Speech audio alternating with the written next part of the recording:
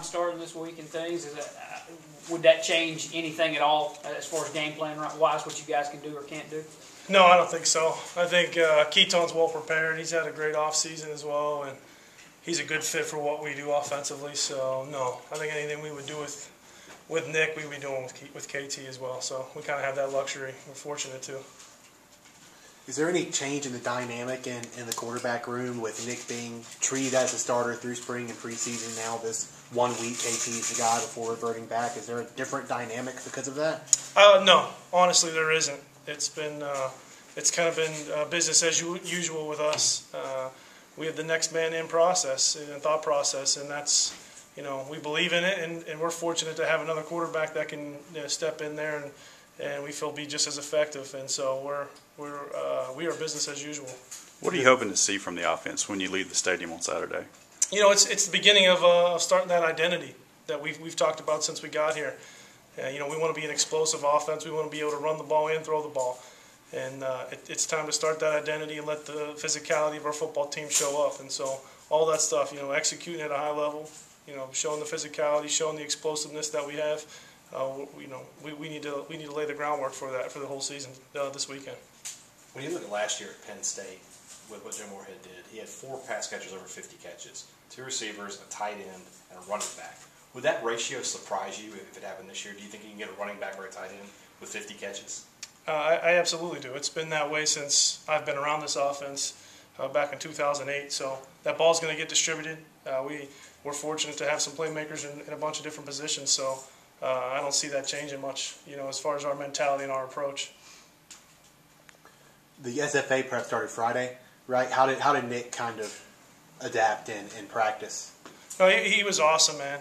He's a rock. I mean, he's from the time that we got here until this point. I mean, he's grown tremendously. And I went up and shook his hand after him approaching the team with that and everything. He's a rock, man, and he's there for KT right now, and he's there for the rest of the guys. And he's bought into that process, and he's been tremendous. He really has. He's locked in and focused, even though he's going through all this stuff. What do you think it is about him that enabled him to win the captain's vote after this? His actions. His actions spoke louder than any words he could have. I mean, everything he's done, he's approached it like a pro. He really has, and he's hungry, and you could see it, and he wants it. He spends a lot of time with it, and the guys recognize that, and I think it was an easy choice for the guys. How would you describe Harris's approach to football?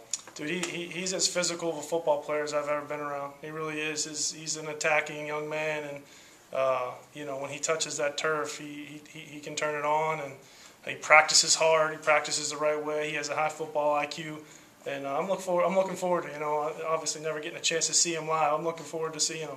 I really am, because he's a violent guy, and he plays that way. Was there a point of emphasis with him in terms of adapting his pre-existing skill set to this exact scheme? No, I think it's more about just, understanding his role within the offense and how the running back fits into it, and the expectation of being able to do a bunch of different things. And I'm not exactly sure what his role was before, but I think he quickly adapted to it and started to recognize the things that he can do really well. And we recognize the things he can do really well. And, spring ball, you saw it. Camp, you saw it a ton. And he's been sharp. We're excited for him. When you look at the depth chart, all of the outside receivers were over 6'2", except for Malik Deer. Mm-hmm. What's the thought process of putting him outside instead of in the slot? Well, he's been doing both. I think, the majority, these last couple of days, he's been outside, but he's been doing both all camp. Him and Dedrick have both been doing inside and outside all camp, and that's, again, just, we got a good group of guys in that room that we feel we got to find a way to get the best people on the field, and where do they fit, and we're trying to see different skill sets do different things, and so that's just part of that evaluation and opportunity. If things don't, if guys that we feel are going to be in the game, and we need, someone goes down or we need somebody, we need to have different guys that can go out there and perform. So that's part of more preparation for Dedrick and him to get more slot and outside. So if we need them there, they can.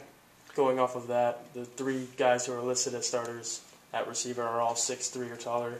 How important is height and range, reach in your guys' offense? Well, I think, I'm a former quarterback, and anytime you can throw the ball to a taller guy, it's obviously, it's a good thing. But that's not the most important thing. It really isn't. Doing what you're supposed to do the way you're supposed to do it is the most. And the group of 6 guys that we have kind of rotating through, we're all doing that. And then you got to catch the football when it's thrown to you. So those are things that we're worried about more than necessarily height. But the height is just when you're a quarterback and you have a bigger target, you can leave the ball in different places and have the expectation that they're going to be able to get their hands on it. How did y'all settle on Justin and Farad getting the top reps at tight end? What about them kind of made that happen? What made them become 1 and 2? You're saying? Yeah. Again, their action. Those two have just been all over it. I mean, Justin was a little nicked up in spring, and he came out in camp and just killed it from the start. Farad's as solid as a guy as we have on our offense. He's been that way since the day I got here. He's very accountable, dependable guy. So we got two guys we really trust, and I feel good about. Coach Moorhead kept saying that when it got time for game week, that's when you would have a little bit more clarity on dispersion of carries between Eris and Kylan. Do you guys know what your game plan is as far as that goes? Not specifically. I think as anything, you got to be smart as the season starts, and you got to protect them a little bit too. And then I think as the season goes, we have two really good ones, and how backs go. When one gets hot, you kind of end up riding them. And I think either one of them can be that guy any week. So they're both going to get opportunities, and a lot of them. I mean, they're two people we have to get the ball in their hands if we want to be who we want to be and play the way we want to play. So they're both important guys for us. If Nick was playing, would Jalen Maiden play in this game? Potentially, the whole, you can play guys in 4 games and get red shirts. I think potentially, I don't see any reason why that couldn't be up for a discussion because we can do that with any of our young freshmen and then not burn red shirts anymore. So I would say that discussion would be happening for sure. Jalen gets to get on the field this week. How scaled back would the offense be with him running? I mean, it's not going to be what KT would have, but he's done a great job too now. I mean, he's for a guy just coming in and as a young pup. By no means is he where Nick or KT are, but I think we all feel really good about where he can go out there and function at a high level though.